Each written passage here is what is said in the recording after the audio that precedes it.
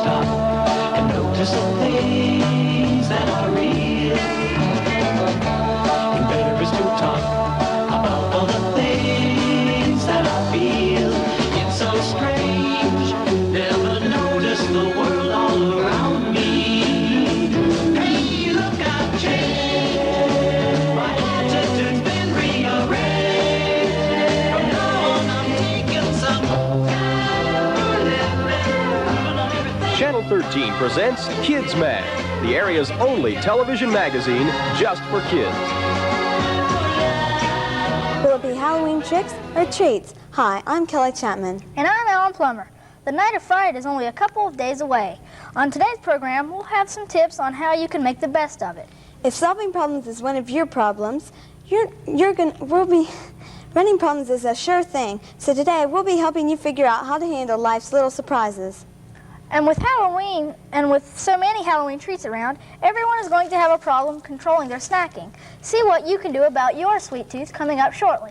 But up front this morning, the third and final presidential debate is history now. No one can say for sure what effect, if any, those debates will have on the outcome of the November 6th election. People do, however, choose winners in the debates. No one, not even the president himself, can deny that the challenger Walter Mondale won the first debate in domestic policy, which are those things that affect the United States right here at home, like inflation and interest rates. In the second go-around on foreign policy, most gave President Reagan a narrow victory. The most closely watched of the three debates was that between the vice presidential candidates, Geraldine Ferraro and George Bush. Most gave Bush the win in that matchup, but the most important thing to come out of the meeting was that Mrs. Ferraro showed the American people how well a woman can stand up to a man in the political arena. It took women until the 1920s to even gain the right to vote. But you've come a long way, baby, because now you can exercise that right to vote by voting for a woman for vice president.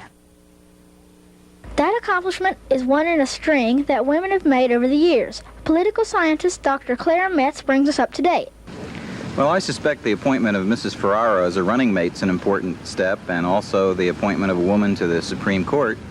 But I think the most important advance came as a result of World War II, when a lot of women started working outside the home. How does Ms. Ferraro's nomination rank in importance? Well, I think it's an important step. It's the first time we've had a woman run for the vice presidency of the United States, and that's a big occasion. Other countries, such as Great Britain, have had female heads of state for years. Why has it taken so long in the United States? Well, partly it's just been the social customs in our society. It's taken us a long time to realize that women have the same abilities as men, and now we're beginning to recognize that and use women's abilities in government. Dr. Metz says that the nomination of Ms. Ferraro shows that we've overcome one of the flaws in our social structure. But was there a man who could have brought more to the ticket?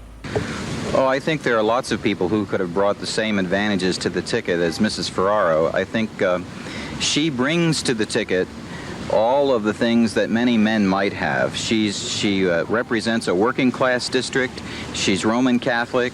She brings back blue-collar workers who did not vote for the Democrats in the 1980 campaign. And I think she balances the ticket very well. The fact that she's a woman is just icing on the cake. Will other women vote for her? Yes, I think they will. Why? Because she's a woman or because she's qualified? I think they'll vote for her because they think she's qualified. She has a great deal of experience in politics. How soon might we see a woman vice president or president? Oh, I think we're going to see it by the time you're old enough to vote. No matter how the election turns out this year, a woman on the ticket is an idea whose time has definitely come. I'm Ellen Plummer, reporting for Kidsmag. Just because we're all too young to vote doesn't mean we can't let our voices be heard. Right now, at the Huntington Mall cinemas, moviegoers of all ages are being asked to cast their votes for president and vice president. This election is being held in all general cinemas nationwide.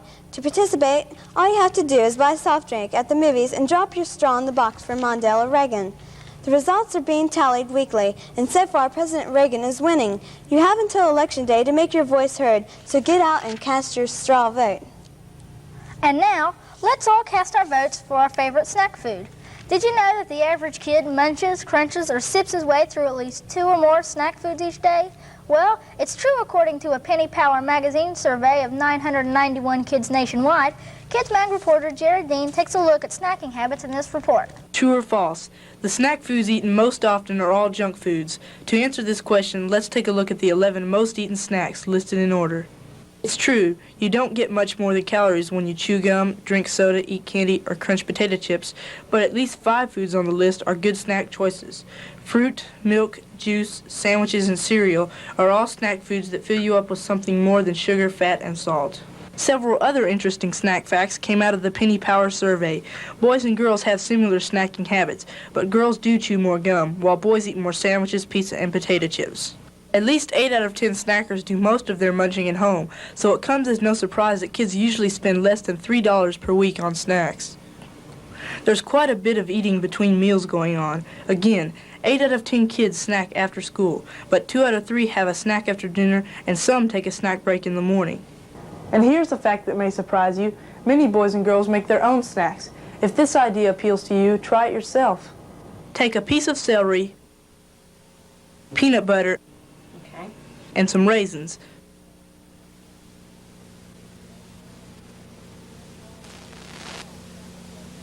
Then voila, a tasty snack of bugs on logs.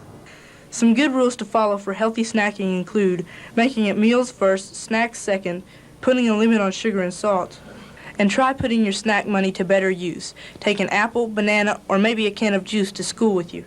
You'll feel better about your snacking, and you'll have more money to spend on things that last longer than the taste of a candy bar. For Kidsmag, I'm Jared Dean. As you saw in that report, Americans often snack between meals, but snacking isn't nearly as common in other parts of the world. Other countries, between meal treats are different too. For instance, if you are visiting Peru, you might eat salted corn kernels as a snack. In Holland, bread and cheese is a healthy way to quiet a growling stomach, and so is China's steamed vegetable bun. If you have a sweet tooth in Sri Lanka, a sugared rice bun might do the trick. And in Russia, you might enjoy black jam with butter and jam. Good.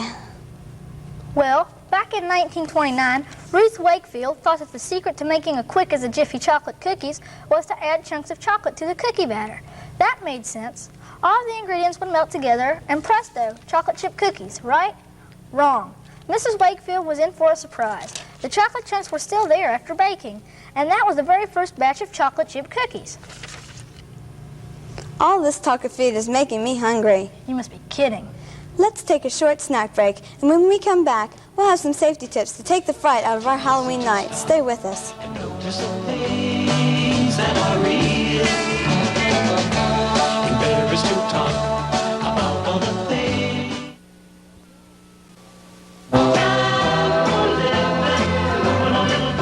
Now back to Kidsmag. Welcome back. Some folks in the Grand Cayman Islands of the Caribbean got a head start this week on dressing up. But they didn't do it for Halloween. They had another cause in mind. Islands of the Caribbean are rich in pirate folklore, stories of renegades like Blackbeard who pillaged and plundered and buried their treasures on remote island havens. In a sort of tribute to those first founding fathers, each year the people of Grand Cayman, a tiny island south of Cuba, honor that black sheep side of their ancestry with a week-long Pirates Festival. Ah yes, just like the good old days. The pirate ship pounding the fort with cannon fire. After the islanders have been worn down, the pirate ship lands, and there's a duel at the port. The islanders losing, of course. As in any good Robert Louis Stevenson novel, the governor of the island is captured and the city taken over. There are only 3 of us. Only 3? Yeah, the natives have run away. The natives have run away. The annual celebration is a good excuse for the islanders to party hardy, and there is no question they give it their all.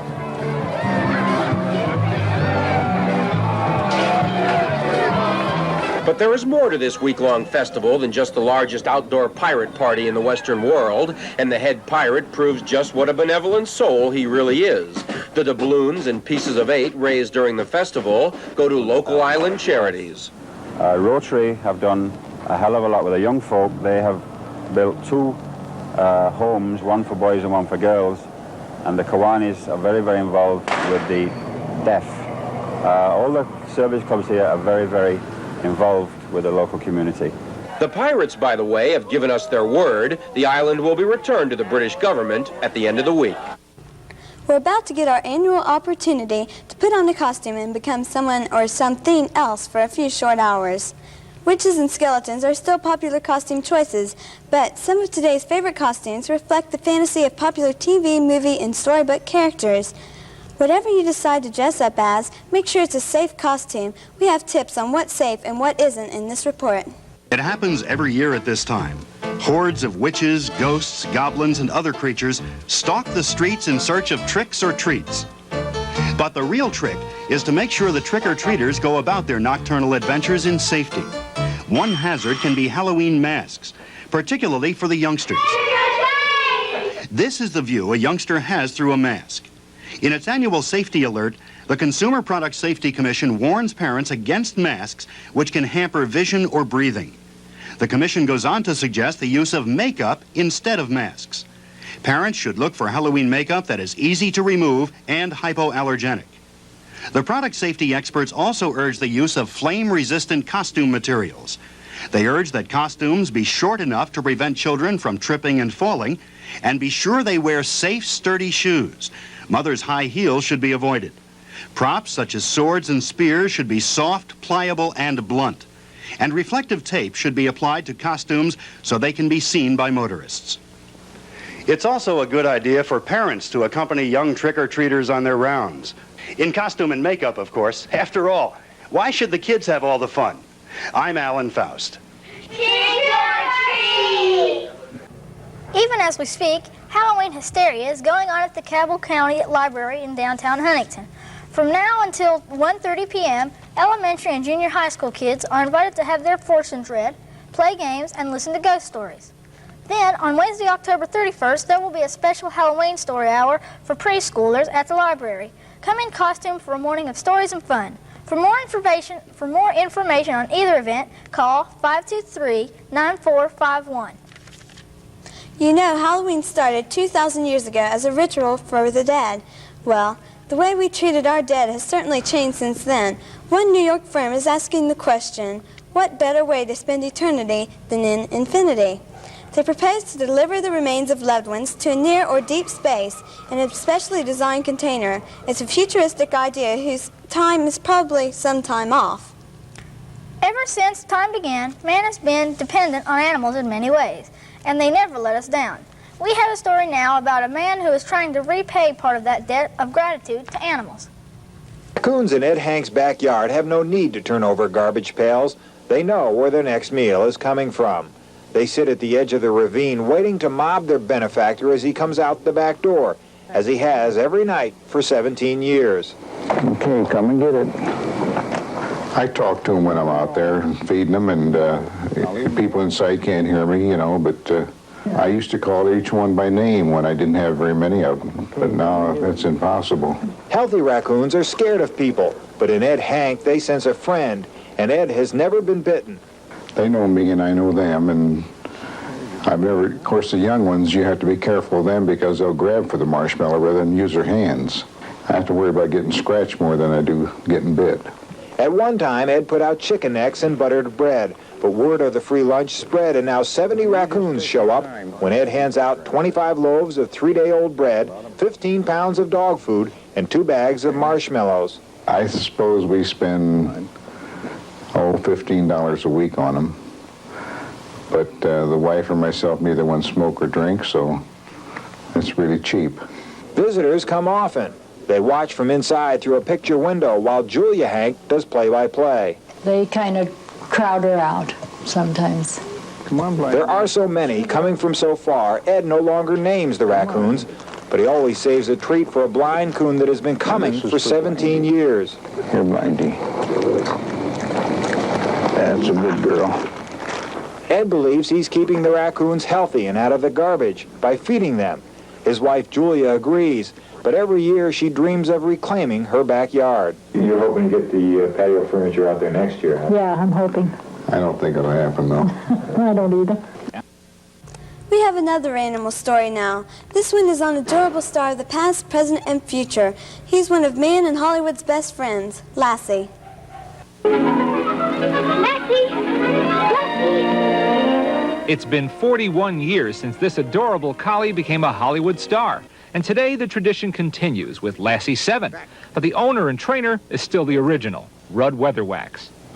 That's my baby. Come on up and see your daddy. That's your baby. Weatherwax acquired his famous dog after he'd trained him for an owner who suddenly asked Rudd if he'd consider keeping the collie in lieu of getting paid. Oh, I didn't want to do that because I need the money, but I love that dog. I says, okay. And boy, was I the luckiest guy in the world to say okay at that time. Weatherwax and Lassie have been busy ever since. There were 7 Lassie movies at MGM and even a radio series before Lassie conquered television and the hearts of viewers for an incredible 20-year run. A better track record than most human stars can boast in this fickle medium.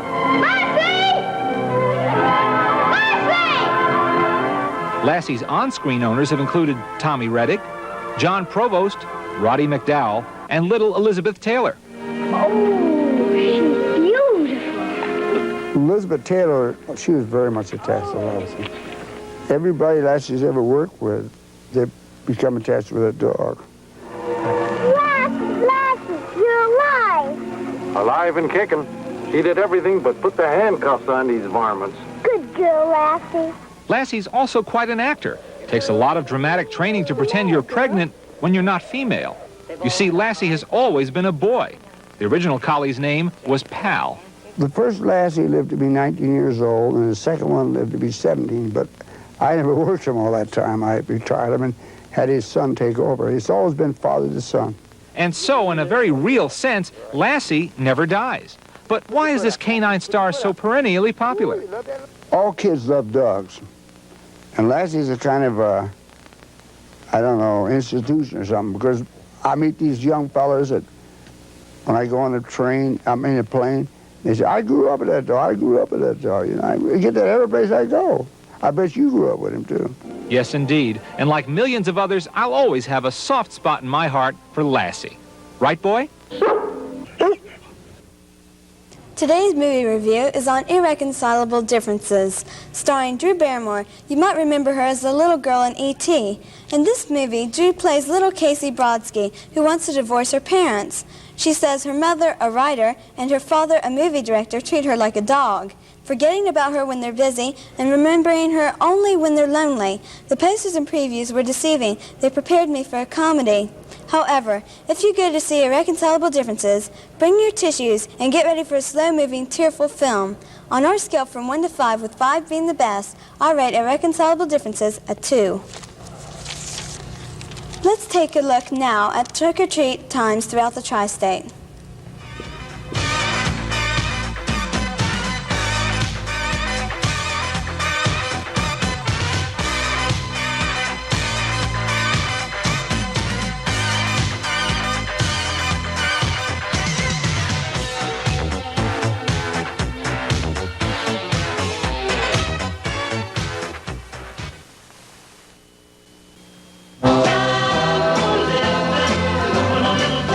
Now back to Kidsmag. Hello, welcome back to Kidsmag and another edition of Between You and Me. What would you do if you lost your money on the way to the movies? What if you got on the wrong bus and wound up in a strange part of town? What if you were at a friend's house and they served something you didn't like for dinner? Running into problems is a sure thing, and over the next few weeks we'll be discussing what you can do to deal with your problems. Here to help us with this one is therapist Barbara Mangus. Hi, Barbara. Hi, Scott. How are you? Oh, I'm hanging in there. That's good. Our first question today is there just one right way to go about solving a problem? No. That makes it very simple, just no. Actually, I imagine that there are as many solutions to a problem as there are people. Each person can come up with a different solution to the very same problem. So I think it's just a matter of being creative. What's important to keep in mind is that it'd be helpful not to block yourself in. In other words, not to create a barrier, a block to problem solving. That means allowing yourself to experience the problem with many different senses, not just with sight, not just with hearing, but also with smell and taste and touching, so that those avenues of those senses are opened up to help you in problem solving. Is there any way to teach yourself to be a better problem solver? Yes, I think that the way to help yourself be a better problem solver is to practice using those senses. For instance, noticing things about yourself, like what color socks you have on today. If you try to remember that right now, you might have a hard time. But noticing things about yourself and recalling things that you might have heard and kind of recalling the way things taste and recalling the way things might feel, and to be able to do that with some agility. In other words, pretty well and with good coordination, like little Miss Retton, who can jump over a bar, around the bar very quickly. She doesn't have to think about what it is that she's doing. She kind of has really good kinesthetic memory of what the experience is like. So yes, those things would be helpful to do. Could you give us an example of how we could help ourselves to see things as they really are instead of how we'd like them to be? Yeah. As you can see now, there are two lines that we're looking at, and the lines, one looks longer, okay, when in actuality, in reality, both those lines are the same. The same thing exists with the two perpendicular lines that we're looking at now. One of them seems longer than the other when actually, if you study them closely and look at them again, slowly, you can see that the lines are actually the same length. There's another optical illusion which is really fun to look at and explore, and it's the ones with the circles. And if you look at them now, which circles seem bigger? Which shaded circle, which darkened circle seems bigger? Is it? The one on the left. Seems bigger. Okay, is it? No, it isn't. They're the same size, but it's like that because the one on the left has smaller circles around it. And the one on the right? Has bigger circles around it. Right, but if you look at it right away, very quickly, and don't study it and don't think about it, you can make a very quick decision that could be inaccurate. What's the biggest thing that keeps people from solving their problems? Themselves and the boundaries that they set for themselves, like expecting things to be as it is that they might want them to be as opposed to how they might really be. That's having an expectation for an outcome as opposed to a way something might actually be. We create all kinds of boundaries for ourselves in our own thinking. I think that later on in the series of programs that we're going to do, we'll give you some visual examples of how it is that people create boundaries for themselves just by things that they see or don't see and they miss. So it's real important to kind of pay attention to things and see them as they actually are rather than how it is that you might want them to be. So we can be our greatest hindrance to solving our problems. As well as our best asset. Thanks, Barbara. Next week, we'll take a look at some of the stumbling blocks we put in our own path. I'm Scott Walker. See you next time. If one of your problems is that you can't stay out of trouble in school, this next report is good news for you. It deals with restricting corporal punishment, which is a big term for a spanking. Kathy Whiteside has more. Corporal punishment may seem like a dirty term when you link the topic with elementary kids, and to many it is. Just recently on Capitol Hill, educators and parents have testified that paddling can turn into child abuse in some cases, and the system should be erased. But not everyone agrees with that. I do not believe that corporal punishment teaches aggression any more than I believe receiving a speeding ticket teaches somebody to be a race car driver. Here in Cabell County schools, as well as other state schools, corporal punishment has certain guidelines. Guidelines that at least one county school official thinks are necessary to keep. As the teacher or the administrator of the building to say that, I've got something to correct the behavior with. The way school policy reads right now, students can only be paddled as the last resort measure, say if counseling efforts don't work. The paddling must be done with a hand or a paddle. Parents have to be notified before a student gets the punishment, and children with medical or emotional handicaps can't be struck. School officials estimate that there are approximately 50 to 60 cases of corporal punishment in the county school system here during a year's time. They say they only want to use the system in extreme cases, and they hope students don't have to come back to repeat this lesson. Kathy Whiteside, TV 13 Action News in Cabell County. Well, now that we are all better problem solvers, try this one on for size. Why are most people right-handed? Nearly 90% of all people are right-handed. Many scientists believe that being a righty or a lefty has a lot to do with your parents. From them, you inherit genes that tell your brain which you should be. Here's how it works. Your brain is divided into two halves. Each half controls the opposite side of the body. But the two halves aren't exactly equal. One half always gets developed more than the other. Whether it's your right or your left depends on your genes. Most people have the genes for developing the left half of the brain. And since the left side controls the right hand, most people become right-handed. Genes aren't the whole story, though. Some folks just don't listen to their body's built-in choice. Instead, they may get into the habit of using their right hand more often, even if their genes are the left-handed kind. So I could be a left-brained person and still be left-handed. Right. I wonder what other tricks I could play on myself. With Halloween being so close, I don't think you'll be needing to play any tricks on yourself. You're probably right. There'll be plenty of people playing tricks on each other as it is. Yeah, so be careful, everyone.